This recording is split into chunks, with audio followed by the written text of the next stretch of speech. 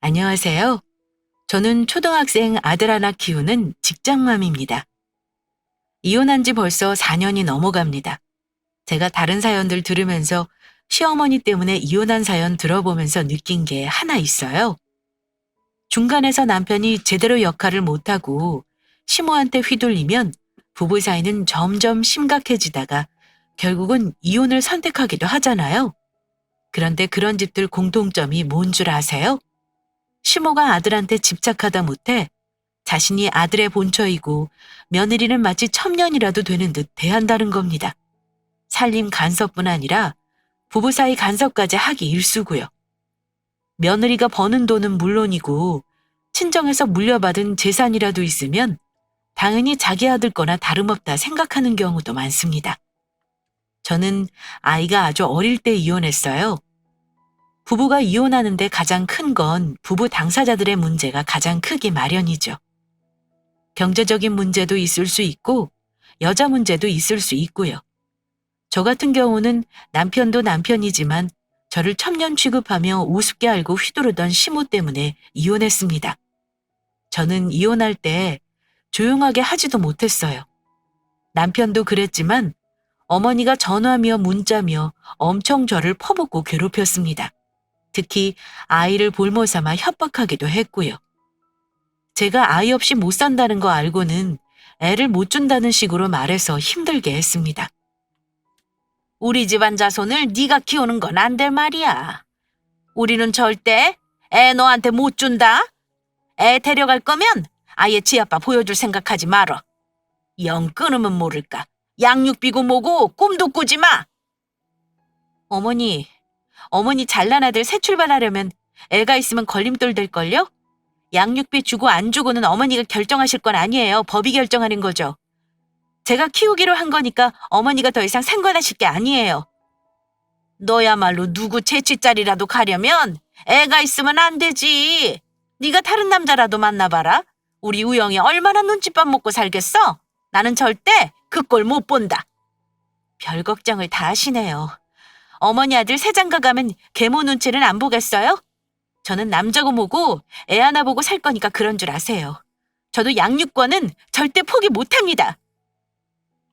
결국 소송 이혼으로 양육권은 제가 가져왔지만 정말 이혼 마무리까지 파란만장했습니다. 결혼 전에는 이상한 집안인 줄 몰랐어요. 저희 친정과 남편은 둘 다 어머니가 혼자 계십니다. 남편 아버지는 돌아가신 지 얼마 안 되셨는데 혼자 계신 어머니가 늘 걱정이 되었던 것 같습니다. 누나가 한 분 있긴 한데 시집을 멀리 가셨기 때문에 자주 찾아오지 못했던지라 저희가 가까이에서 살기를 원했어요. 결혼 전에 남편이 저한테 미리 얘기를 했는데 그때 저는 남편이 엄마를 생각하는 마음이 큰 사람이구나 생각했을 뿐 그게 제 삶을 힘들게 할 거라고는 생각을 못했어요. 결혼하면 당장은 따로 살긴 하겠지만 나중에 어머니 나이 드시고 힘 빠지시면 내가 모시고 살고 싶어.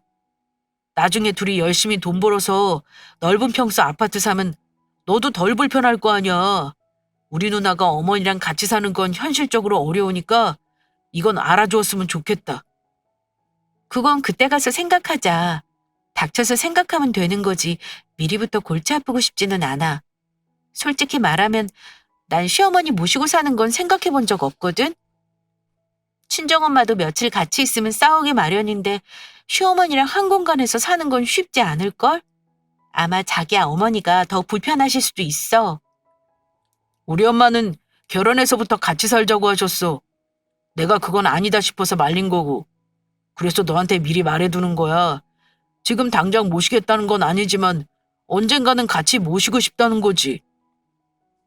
그때 그 인간이 어머니를 모시고 살고 싶네 어쩌네 할 때 그냥 나랑 결혼하지 말고 네 엄마랑 평생 같이 살아라 할 걸 그랬습니다.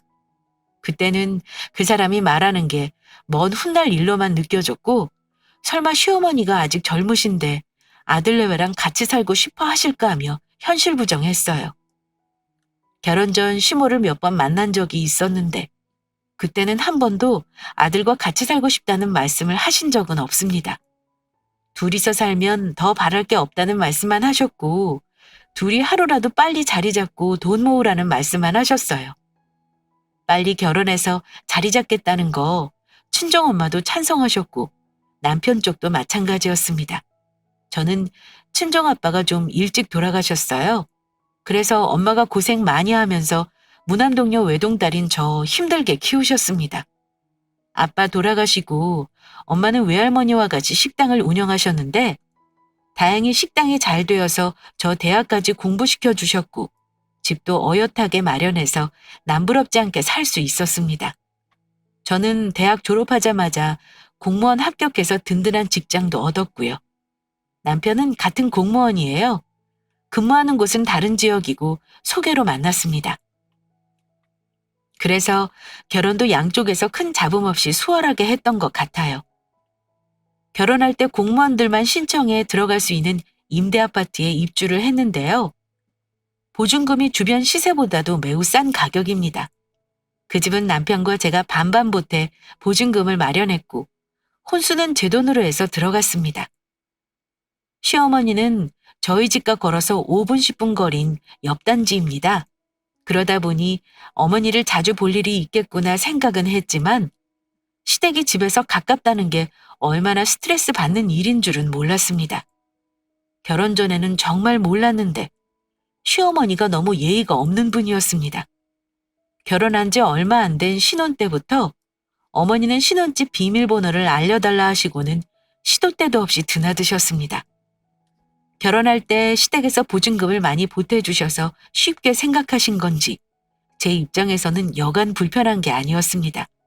어머니 핑계로는 둘 다 맞벌이이니 반찬 갖다 준다고 하시긴 하는데요. 반찬은 둘째치고 살림의 간섭을 너무 심하게 하셨습니다. 저희 사는 아파트가 좀 좁아요. 24평입니다. 방이 3개로 빠지다 보니 거실이 작고요. 그래서 거실 소파를 좀 작은 걸 사서 썼습니다. 그런데 어머니가 저희 집 와서 살림 지적을 하시는데 소파를 보시더니 예, 아무리 돈 아껴서 혼수해왔다지만 소파가 이게 뭐니? 내가 받은 게 있는데 그걸로 사서 보내줄까? 이러시길래 아니요, 어머니. 이 집에 오래 살 수 있는 것도 아니고요. 나중에 이사 갈 때 좋은 걸로 살게요. 그래도 얘 이게 뭐야? 내 아들 키에 이건 맞지도 않겠다. 그냥 그렇게 넘어갈 줄 알았는데 며칠 후에 집에 이상한 소파가 배달돼서 왔더라고요. 어머니가 상의도 없이 그냥 보내셨던 겁니다. 그뿐이 아니라 저희 가구랑 가전을 보고도 이런 건 뭐하러 샀냐는 둥 비싸기만 하고 좋지도 않다는 둥 하시며 잔소리를 하셨고요. 제가 직장 다니면서 집안일이 힘들어 식기세척기를 빌트인으로 해놨는데 어머니는 제가 설거지를 직접 안 하는 게 못마땅하셨나 봐요. 설거지는 손으로 해야 깨끗한 거야. 기계가 아무렴 사람보다 잘하겠니? 너는 왜 이런 거 사는데 돈을 막 쓰고 그러니? 세탁기에, 건조기에, 식기세척기에. 너는 집에서 살림 참 편하게 하겠구나. 어머니, 요즘 식기세척기 얼마나 잘 닦이는데요. 그리고 애벌 세척해서 넣는 거니까 아예 손 하나 까딱 안 하는 것도 아니에요. 살림하는 거 조금 수월하게 거들어주는 건데 제가 편하게 살림하는 게 싫으세요? 이거 없으면 어머니 아들 매번 설거지해야 할 텐데 그건 싫으시잖아요. 얘도 참, 우리 아들 설거지 시킬 생각한 거니? 됐다 그래. 암튼 요즘 며느리들은 참 좋겠어. 돈만 있으면 다 되는 세상이니 말이야. 그뿐이 아닙니다. 거실 커튼 밖으로 온 사장님 앞에서 한다는 말이 뭐 이런 집에도 안 어울리는 거지 같은 커튼을 가져와서 다니? 이상하니까 내가 홈쇼핑해서 산 거 주마. 이러시길래 커튼집 사장님이 열받아 하시는 거 겨우 눈짓으로 말린 적도 있습니다. 그러다 한 번은 저희 부부가 쓰는 방 침구를 본인 취향에 맞는 요란한 극세사 이불로 바꿔놓으신 적도 있습니다. 제가 너무 놀라서 어머니 가져오신 그 이불은 너무 더울 것 같고요. 저희 집이랑 어울리지도 않아요. 이건 가져가서 어머니 쓰세요. 했더니 그냥 고맙습니다 한마디 하고 쓰면 되는 거야. 너는 매번 내가 해주는 거 싫다 그러더라. 살림 못하는 것 같아서 내가 챙겨주는 거야. 잔말 말고 이걸로 바꿔. 우리 아들 초봉까지 추위 많이 탄다. 어머니, 제 살림은 어머니 보시기 부족해도 그냥 놔두세요. 부족한 대로 저희가 꾸려서 살게요. 마음에 안 드시는 게 있어도 바꾸려 하지 마세요. 저도 다 알아보고 제 마음에 드는 거 산 거예요. 그랬더니 어머니가 물러나시긴 했습니다. 이 집에 사는 건 분명 나와 남편인데 마치 시어머니가 동거하는 느낌이었습니다. 본인 마음에 드는 걸로 다 바꾸려 하시는 거 며느리 입장에서는 정말 스트레스 받는 건데 눈치가 없으신 건지 너무 모르시더라고요. 게다가 정말 아니다 싶었던 건 그게 아닙니다. 정말 화나는 건 어머니가 주말 아침에도 저희 집에 마음대로 오셔서는 우리 부부를 일어나라고 깨우셨다는 겁니다. 예! 일어나라! 지금 대체 몇 시니? 어? 얼른 일어나서 청소도 좀 하고 네 신랑 밥 먹게 국도 좀 끓일 것이지. 지금까지 자고 있어? 근데 그 시간이 9시도 안 된 시간입니다. 평일에 출근하는 분들은 아실 겁니다. 주말 늦잠이 얼마나 소중한지 말입니다. 대체 아침부터 오셔서 아침을 차리라고 하시는 건지 그렇다고 남편이 아침을 꼬박꼬박 챙겨 먹는 스타일도 아닙니다. 그때는 신혼 때라 남편도 어머니가 불쑥불쑥 오시는 건 싫어했어요. 엄마! 엄마 왜 그래요? 나 아침 잘 안 먹는 거 알잖아요. 신혼인데 안방문까지 이렇게 열고 불쑥 오시면 어쩌자는 거예요? 어이구, 너 엄마랑 살 때는 늦잠 안 자던 놈이 결혼하니 이렇게 늘어지는 거야? 아침 때 놓치지 말고 먹어야지. 얼른들 일어나. 저는 아직 어머니가 어려울 때라 직접적으로 어머니에게 싫다는 말도 못했습니다. 몇 번만 그러다 마시겠거니 했는데 계속 매주 거르지 않고 하루는 꼭 저런 식으로 집에 오시길래 금요일 밤만 되면 스트레스를 받을 정도였습니다. 남편에게 말하기도 여러 번이었지만 어머니를 이길 수가 없었습니다. 그래서 제가 고민 끝에 생각한 방법이 집 비밀번호를 바꾸는 거였습니다. 그런데 평일 낮에 집이 비었을 때 어머니가 오셔서는 문을 열려고 하다가 안 되니까 저한테 전화를 하셨더라고요. 예, 너 혹시 현관문 비밀번호 바꿔놨니? 반찬을 해가지고 왔는데 들어갈 수가 없잖아. 어머니, 오늘도 오신 거예요? 비밀번호 바꿔놨어요. 뭐니? 얼른 알려줘. 지금 들어가서 놓고 나올 테니까. 어머니, 일단 오셨으니까 알려드리겠지만 오늘 다시 한번 바꿔놓을게요. 다음부터는 반찬 저희 보고 가져가라 하시면 돼요. 그리고 주말에 불쑥 오시지 말고 전화 좀 미리 주시고요. 시어미가 집에 들어가는 게 싫다 이거니? 너 이거 우리 아들이 그러라고 한 거야? 네. 사실은요, 어머니. 저 어머니 말씀도 안 하시고 저희 집 들락거리시는 거 너무 불편해요. 평일에 저 없을 땐 그렇다 쳐도 주말 아침까지 그러시는 건 며느리 입장에서 솔직히 이해가 안 가요. 제가 이런 말씀드리는 거 기분 나쁘게 생각하지 마시고 앞으로는 아무리 아들 집이라도 조심해 주셨으면 좋겠어요. 저는 최대한 제 의중은 전달하면서 예의는 지켜 말씀드렸습니다. 기분이 나쁘시다 해도 소용없는 일이라고 생각했고요. 그게 정상적인 행동이라는 걸 모르고 하신 거니까 며느리에게 그 말 듣고 당연히 기분은 안 좋으셨겠죠. 제가 하는 말이 구구절절 맞는 말이잖아요. 어머니는 제가 알려주는 비번으로 문을 열고 반찬을 놔두고 가시긴 했습니다. 하지만 그냥 그렇게 넘어가실 분이 아니셨죠. 저에게 더 따지지 못하고 남편에게 저를 나쁘게 말씀하신 것 같더라고요. 퇴근한 남편이 제 말은 들어보지도 않고 저한테 이러는 겁니다. 당신 현관 비번 바꾼 거 어머니 미리 안 알려드렸어? 어머니가 아까 전화하셨는데 당신이 이제 집에 함부로 오지 말라고 했다고 엄청 서운해하시잖아. 그럴 것까지 뭐 있어? 어머니가 같이 사시는 것도 아니고 우리 먹을 반찬 해주시고 살림 챙겨주시는 거잖아. 당신은 어머니가 하는 게 살림 챙겨주시는 걸로 보여? 나한테는 간섭이야. 당신이랑 내 살림이잖아. 냉장고에 먹지도 못한 반찬이 한 그득인 거 솔직히 나 스트레스야.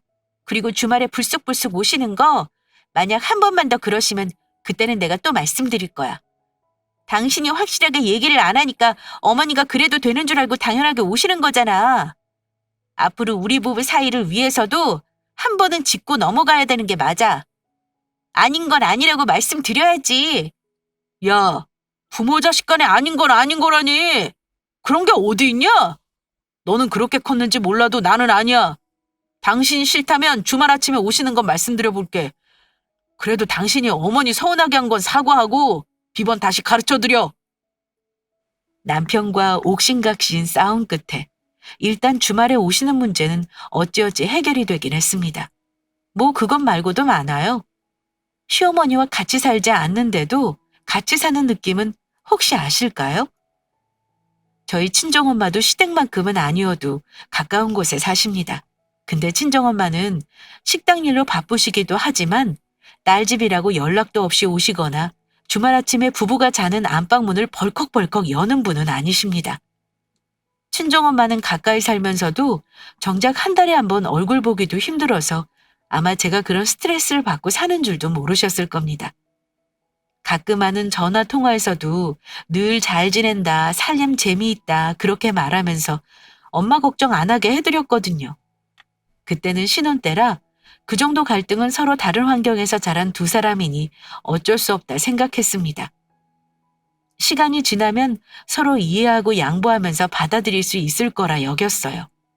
하지만 제가 3년 만에 첫 아이를 임신했을 때 시어머니에게 정말로 대실망을 하고 사람 자체를 다시 보게 된 일이 한 번 있었습니다. 결혼해서 3년 만에 들어선 아이이니 얼마나 기다린 아이겠어요? 저희 친정엄마에게 말씀드렸더니 정말 좋아하셨습니다. 축하한다 우리 딸. 엄마 되면 이제 많이 힘들 거고 완전 다른 삶을 살게 될 거야. 그래도 제일 잘한 일이라고 느끼게 될 거다. 엄마가 너 힘들 때는 옆에서 도와줄 테니까 혼자 다 하려고 하지 말고 김서방이랑 육아랑 살림 나눠서 해. 아직 얼떨떨해서 실감이 안 나, 엄마. 엄마가 도와주긴 그냥 손주 예뻐해주기만 하면 돼. 엄마 몸이나 신경 써. 아이 낳으면 육아휴직해서 내 손으로 키워야지. 시어머니한테는 말씀드렸고 엄청 좋아하시겠다. 아직 말씀 안 드렸어. 당연히 좋아하시겠지. 오늘 바로 말씀드려야지. 사실 친정엄마는 그때 몸이 안 좋으셔서 식당 일을 좀 쉬고 계셨어요. 손주 보신다는 생각에 들뜨셔서는 가까이서 아이를 봐주시겠다는 말씀까지 하셨고요. 그리고 시어머니께도 임신했다는 소식을 전했습니다. 당연히 잘 됐다고 축하한다고 하시면서 저녁에 반찬을 가지고 오시겠다는 겁니다. 그때는 좋아서 그러시려니 하는 생각에 같이 저녁을 먹자고 말씀드렸고요. 그런데 저녁에 오신 어머니는 친정엄마와는 다르게 절 보는 표정이 약간 떨떠름하다고 해야 할까요? 그런 게 느껴졌습니다. 그때까지만 해도 내 느낌이겠지 했는데요. 다 같이 저녁 먹고 시어머니는 남편과 둘이 술을 드시더라고요. 남편이랑 시어머니랑 오붓하게 드시라고 저는 거실 소파에서 TV를 보고 있었고요. 그런데 어머니가 취기가 오르시더니 갑자기 우시는 겁니다. 저도 당황했고 남편도 당연히 놀랐고요. 그런데 어머니가 우시면서 저를 노려보며 하시는 말씀이 뭐였는 줄 아세요? 내가 우리 아들이랑 살 때는 행복했는데 장가가고 나서는 아들 뺏긴 기분이다. 전현이야 내 아들 뺏어갔어. 이제 애까지 낳으면 나는 완전 뒷방 늙은이 취급당하겠구나. 너는 첩년이야. 우리 아들 수발하라고 들인 첩년인데 내 자리를 이렇게 빼앗을 줄은 몰랐다. 이러시면서 남편을 붙잡고 엉엉 우시더라고요. 그 말 듣고 벙쪄가지고 아무 말도 못했습니다. 솔직히 지금 이렇게 사연을 보내면서 처음 밖으로 꺼내보는 얘기입니다. 친정엄마에게도 창피해서 말을 못한 겁니다. 그 말을 내 귀를 직접 들으니까 여태껏 어머니의 행동들이 납득이 가더라고요. 아들 집에 드나드는 거, 반찬 간섭이며 살림 간섭, 주말마다 어디 못 놀러 가게 아침부터 들이닥친 것 등등 말입니다. 그 말 듣고 남편도 당황한 건지 자기 어머니를 달래는데 솔직히 말해 그것도 짜증났습니다. 엄마, 그게 무슨 말이에요? 첩년이라니. 엄마 아들을 뺏기긴 왜 뺏겨요? 내가 엄마 더 나이 들면 꼭 같이 모시고 산다고 했잖아요. 내가 아들 노릇 잘하고 있는데 그런 생각하지 마세요. 그랬더니 어머니가 눈물을 뚝뚝 흘리시면서 하시는 말이 어처구니가 없었습니다. 나이 들어 더 힘 빠지면 같이 살겠다는 거잖아. 엄마는 너랑 지금도 같이 살고 싶다.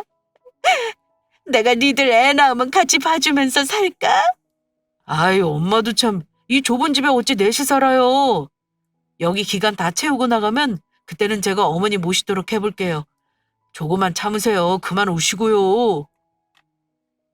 그렇게 다정한 두 모자 사이에 제가 첨년으로 끼어든 거라 생각하니 진짜 짜증나더라고요. 이래서 홀씨모는 피해서 결혼하라고 했나 싶더라고요. 부부 사이 이간질에 며느리 질투도 모자라 이제는 아들 뺏어간 첨년 취급받으니까 저도 힘이 빠지는 걸 느꼈습니다. 남의 편 놈도 중간에서 역할을 잘하는 것도 아니고 제 편 한 번 들어준 적도 거의 없었다고 보면 됩니다. 근데 아이까지 가진 마당에 덜컥 이혼하는 건 너무 무서웠습니다. 미련하다고 하시겠지만 그때는 저도 어렸고 더 매운맛을 못 봤던 거죠. 어쨌든 그 일 이후에 저도 마음이 많이 상해서 어머니 대하는 게 어려웠습니다. 소름 끼치는 건 뭐였냐면요. 어머니는 본인이 한 말을 전혀 사과하지 않았습니다. 술 취해서 한 말이라 기억이 나지 않는 듯 아무렇지 않게 행동하셨어요. 저는 그게 더 싫었습니다. 남들은 임신하고 나서 남편이랑 사이도 돈독해지고 좋아진다는데 저는 그때부터 정떼기를 시작한 것 같아요. 그래도 그 말 듣기 전에 어머니가 하시는 거 어지간하면 맞춰드리려 했지만 그래봤자 소용없다는 생각이 들었습니다. 그래서 내 엄마나 더 잘 챙겨야겠다고 결심했어요. 그때 엄마가 몸이 안 좋으셨는데 오래 운영한 식당 정리하고 싶다고 하시길래 권리금 받고 넘기는 거 도와드렸습니다. 그리고 엄마랑 여행도 다니고 맛있는 것도 먹으러 다녔습니다. 남편과의 데이트를 회방 놓는 어머니 때문에 속 끓이느니 신랑에게도 거리를 두고 신경 쓰지 말자 싶었어요. 차라리 내 엄마한테 잘하자 해서 제주도 여행도 다녀왔고 일본 여행도 둘이 다녀왔어요. 그런데 제가 친정엄마 챙기는 거에 시어머니가 또 이러쿵저러쿵 싫은 소리를 하시더라고요. 네 엄마만 엄마니? 나도 네 부모야. 친정엄마하고 여행 다니면 네 시어미 생각은 안 하든? 네 신랑 밥은 내가 차려주는데 친정엄마랑 여행이라 다니고 팔자 한번 좋다. 우리 아들 버는 돈으로 놀러 다니는 거 나는 마음에 안 들어. 며느리를 첨년이라고 하셨던 분이 갑자기 부모 운운하시며 우리 친정엄마 여행 다니는 걸 질투하시더라고요. 어머니, 걱정 마세요. 어머니 아들이 버는 돈으로 놀러 다니는 거 없으니까 안심하시라고요. 원래 어머니 아들 밥 챙겨주는 게 어머니 낙 아니셨어요? 어머니 좋아하시는 거라서 그 일 하시라고 제가 양보해드린 거예요. 그리고 저희 친정엄마 부러우시면 어머니도 아들이랑 여행 다니시면 되잖아요. 저 안 말려요. 어머. 제 말하는 거 봐라. 이제 막 본심이 나온다. 너 애초부터 이런 생각이었지? 애 가지고 나니까 이제는 네 마음대로 살아도 된다는 거냐? 그만하세요. 가고 싶으시면 어머니 아들이랑 딸 데리고 가시고요. 저는 첨년이니 안 따라갈랍니다. 저한테 심술 그만 부리시고요. 어머니가 그러든지 말든지 저도 그때는 이판사판 말이 막 나가더라고요.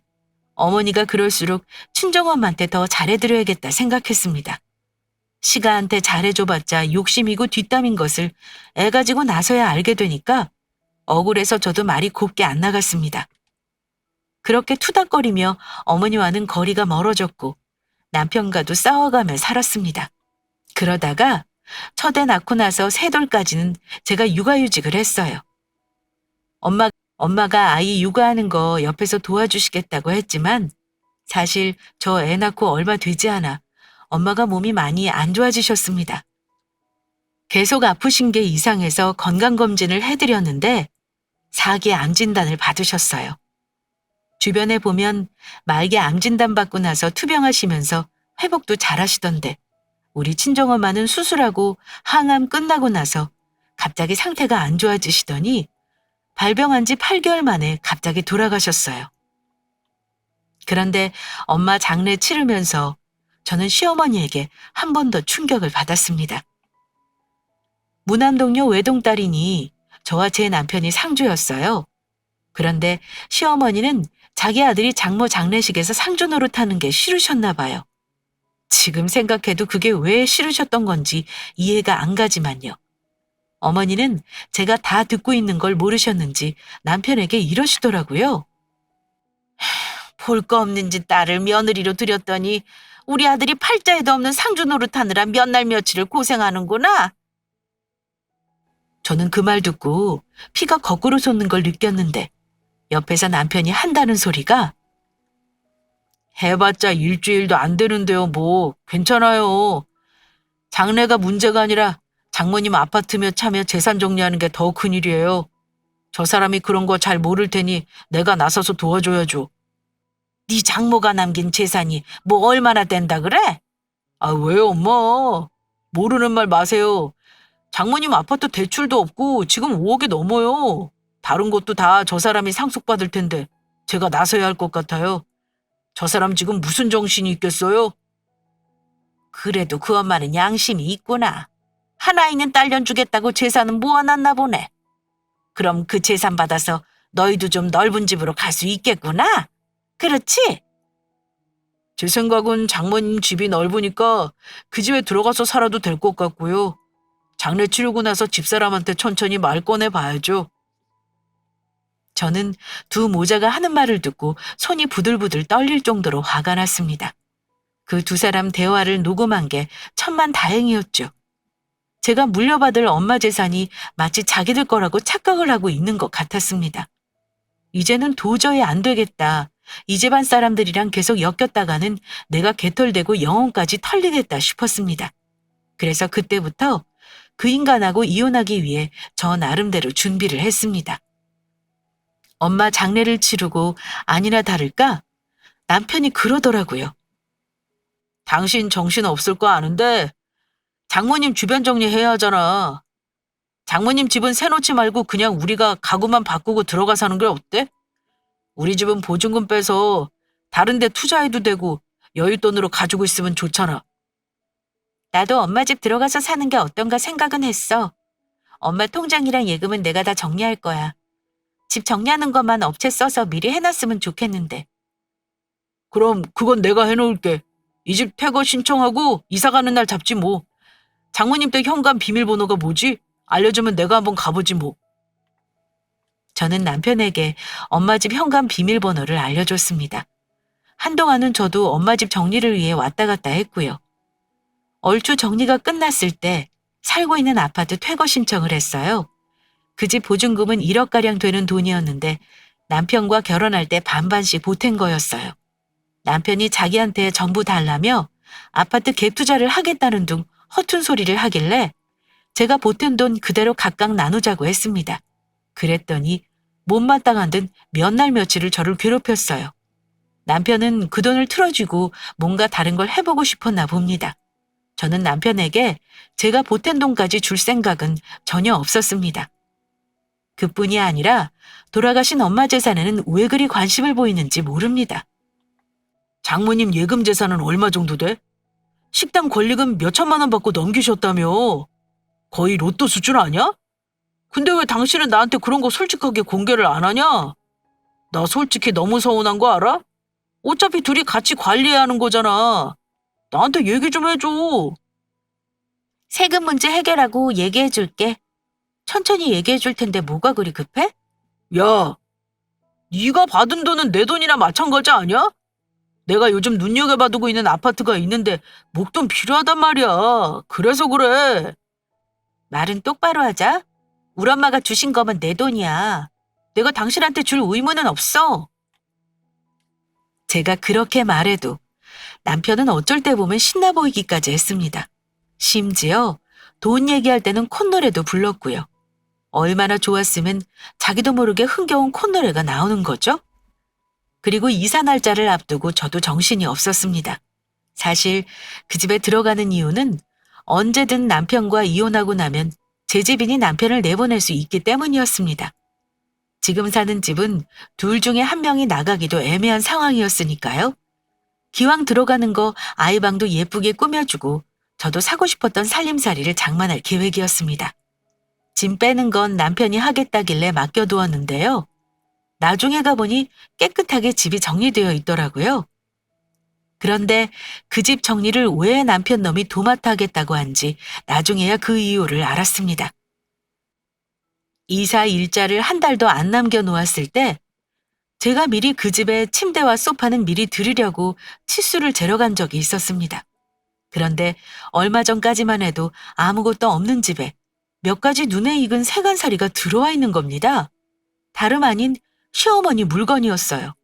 시어머니가 집 구경을 와보셨나 보다 하고 안방문을 열었는데요. 정말 기절초풍하는 줄 알았습니다.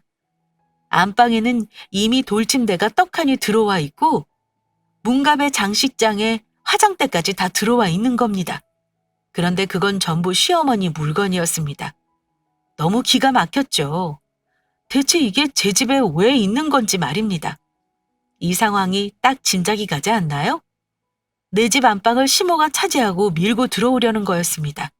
너무 기가 막혔던 저는 먼저 시어머니에게 전화를 넣었어요. 어머니, 대체 이게 뭐예요? 뭐가 말이냐? 시치미를 뚝 떼시길래 저도 언성을 높였습니다.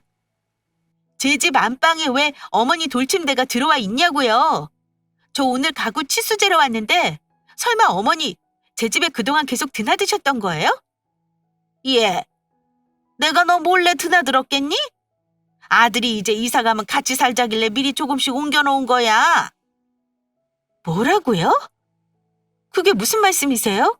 저는 어머니랑 같이 사는 거 남편에게 들은 거 없어요. 그걸 왜 자기 마음대로 정한대요? 너한테 말하려고 했겠지. 그리고 남편이 자기 엄마 모시고 살면 사는 거지. 네가 왜 반대를 하니? 아니요, 어머니. 저는 전혀 모르는 일이니까요. 어머니 짐 도로 빼세요. 이번 전에 바로 빼세요. 제가 짐을 빼라고 하니 남편과 당장 집으로 오라고 성질을 부리시더라고요. 그때는 저도 너무 화가 나 눈이 뒤집혔습니다. 어머니 집에 가니 남편은 이미 퇴근하고 와 있더라고요. 당신 나한테 말도 안 하고 어머니랑 같이 살겠다는 거 뭐야? 어머니 내 집 안방에 떡하니 들어와 있는데 어느 며느리가 안 놀라겠냐고. 내가 이 집서 이사할 때는 어머니 모신다고 했잖아. 그리고 그게 어떻게 당신 집이야? 우리 집이지. 당연히 나도 권리 행사 할 수 있는 거야. 어머니가 혼자 사시는 거 힘들어 하시잖아. 당신 그럼 그 큰 집에서 세 식구만 살 생각이었어? 남편 하는 말에 너무 기가 막혔습니다. 그 집이 내 집이지 어떻게 당신 집이냐? 웃기는 소리 하지 마. 나는 어머니랑 같이 살 생각 전혀 없어. 어머 얘. 너는 그 집을 네 집이라고 생각하니? 어차피 아들 집 되는 거잖아. 그러니까 그 집 안방은 내가 쓰는 게 당연하지. 왜 그게 아들 거예요? 설마 제가 공동명의 할 거라고 생각하셨어요? 꿈 깨세요. 그 집 이미 제 앞으로 등기 쳤어요. 우리 엄마가 평생 벌어 마련한 집인데 저 인간 몫은 없어요. 그랬더니 옆에서 남편과 시모가 도끼 눈을 하고 저한테 이런 말을 하는 겁니다. 여보, 당신 정말 이럴 거야? 우리 어머니 같이 살면 애도 봐주실 거 아니야. 그럼 당신 일하는데 도움받고 좋잖아. 도움은 무슨. 같이 안 살아도 시집살이를 그렇게 당했는데 같이 살면 어떻겠어? 나는 말라 죽긴 싫어. 우리 이혼해. 너 못하는 말이 없다. 시어머니 모시기 싫다고 감히 이혼 말을 꺼내? 애 엄마가 제정신이니? 네, 그동안은 제정신이 아니어서 버티고 살았나 봐요. 이제 정신이 똑바로 드네요. 기가 막혀서. 어쩜 사돈집 안방에 자기 돌침대를 떡하니 갖다 놓을 수가 있죠? 제정신이 아닌 건 제가 아니라 어머니세요. 아시겠어요? 시간을 더 두고 천천히 이혼 준비를 하려던 계획은 그 사건으로 틀어졌습니다. 저는 빨리 이 집안과 인연을 끊기 위해서는 이혼 소송을 해야겠다고 결심했습니다. 그래서 망설임 없이 바로 이혼 소송하려고 변호사 상담했습니다. 변호사가 그러더라고요. 혼인기간 3년 넘고 아이도 있으니 최대한 받을 수 있을 만큼 받아내보자고요. 원래 이혼할 때는 남보다 더 못한 사이 된다면서 서로 돈을 뺏느냐 빼앗기느냐의 싸움이라고 하더군요. 이미 이혼을 마음먹었으니 앞으로 일어날 일이 힘들다 해도 절대 결심을 바꿀 생각은 없었습니다.